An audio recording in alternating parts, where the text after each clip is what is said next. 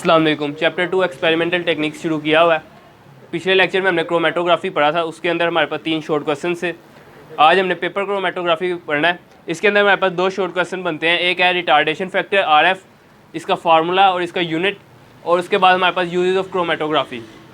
सबसे पहले हम रिटार्डेशन फैक्टर पढ़ लेते हैं। जो सवाल आता है हमारे पास वो होता है व्हाट इज़ RF यानी रिटार्डेशन फैक्टर,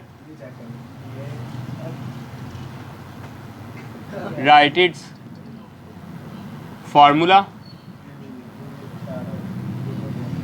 एंड यूनिट। ये सवाल आता है इसमें। अब रिटार्डेशन फैक्टर क्या है देख लेते हैं हम।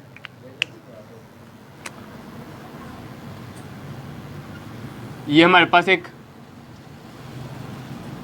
बिग टब टाइप कह लेते हैं हम इसको। इसके अंदर हम सॉल्वेंट डालते हैं।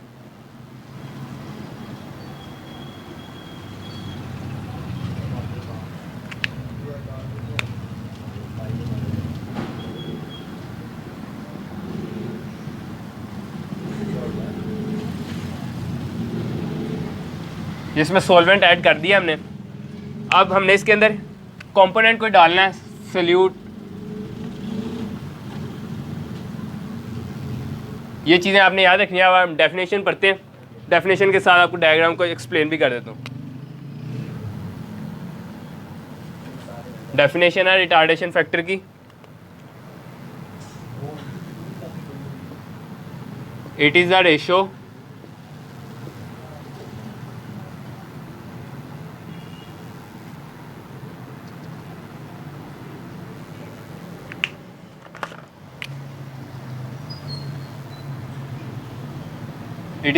between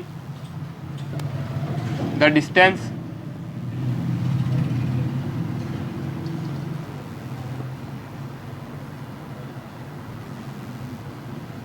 traveled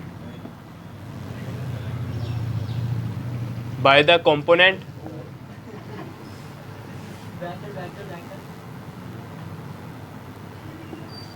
from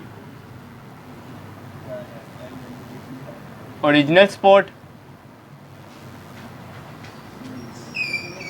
to the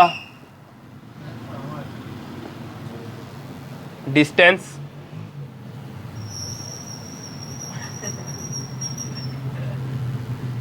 traveled by solvent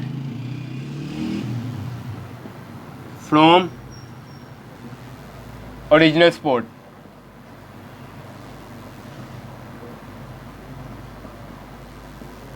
ये इसकी डेफिनेशन है रिटार्डेशन फैक्टर की। कह रहा है it is a ratio between the distance travel by the component from the original spot. एक ये distance travel by the component और distance travel by the solvent from the original spot. ये 2 points है इसके अंदर।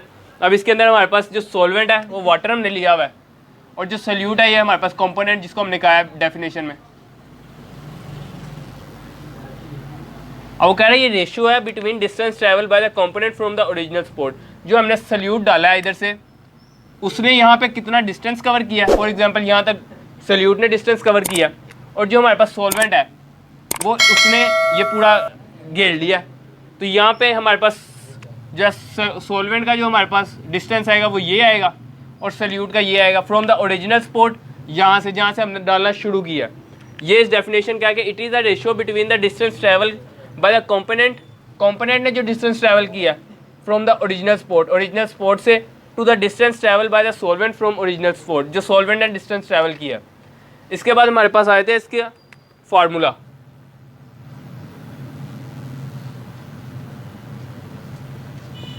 इजी सा formula. Definition अगर समझ आ गई है तो फार्मूला आप खुद ही बना लेंगे।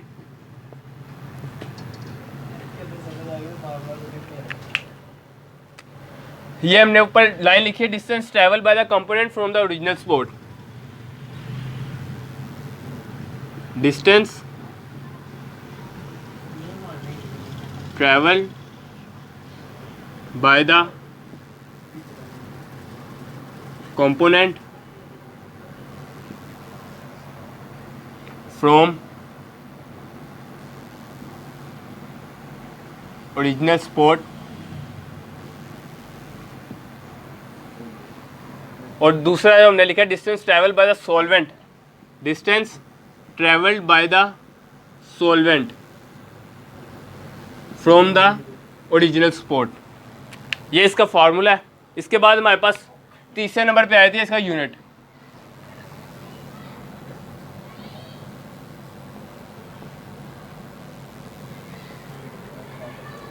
अब आपको पता है जिस चीज़ की भी हम रेशो लें उसका हमारे पास यूनिट कोई नहीं आता, क्योंकि रेशो जो होती है वो बिटवीन टू सिमिलर क्वांटिटीज़ होती है। तो इसका जो यूनिट है वो हमारे पास इट हैज़ नो यूनिट। ये था हमारे पास रिटार्डेशन फैक्टर। इसके बाद हमारे पास यूजेस ऑफ क्रोमेटोग्राफी आए थे।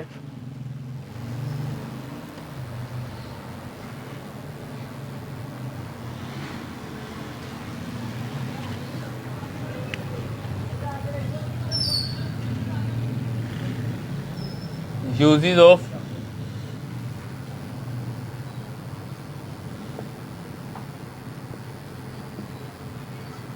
Chromatography.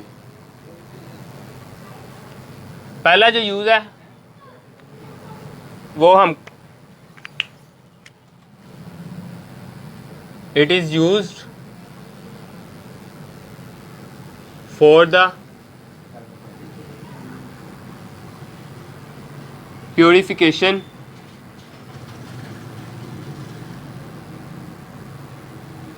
Isolation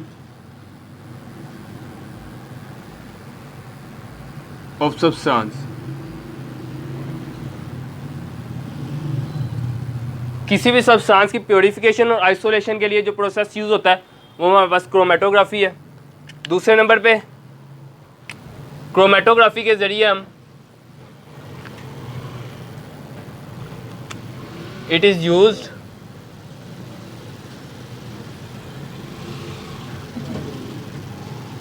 for the identification of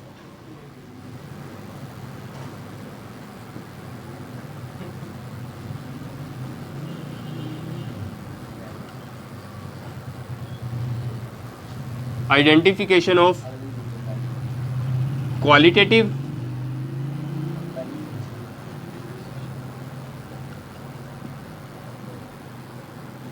and quantitative analysis।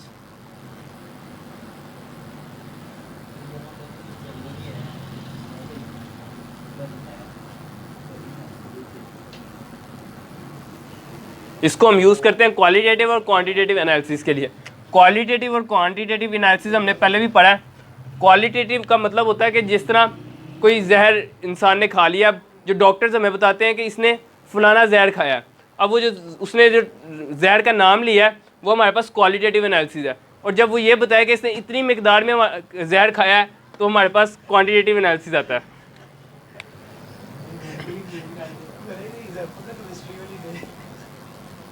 It is used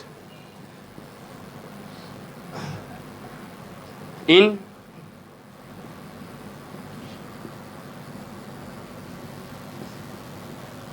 it is used in forensic labs। ये फोरेंसिक लैब्स में भी यूज़ होता है। ये थे हमारे पास 3 यूजेस क्रोमेटोग्राफी के। उम्मीद है कि आपको समझ आया होगा। अल्लाह हाफिज़।